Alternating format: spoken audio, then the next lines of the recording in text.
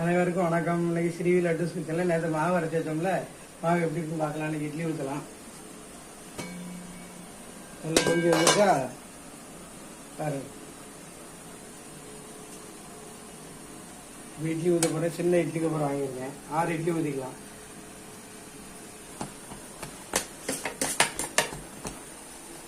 அடிப்படை நல்லா கிண்டிடணும், இல்லைன்னா மேலே வந்து லேசாக இருக்கும். இப்போ எவ்வளோ குறைஞ்சிருச்சு பார்த்தீங்களா. இட்லி தட்டில் எண்ணெய் தடவை வச்சுருக்கேன். குட்டி இட்லி கொடுக்குறேன்.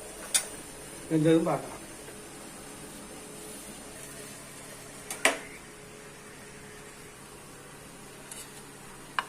இது எடுத்தீங்கன்னா ஒரு 5 நிமிஷம் கழிச்சு எடுத்தீங்கன்னா வந்துடும்.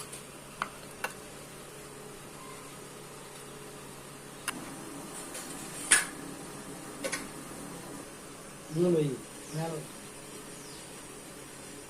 5 போல இட்லி அவிச்சாச்சு.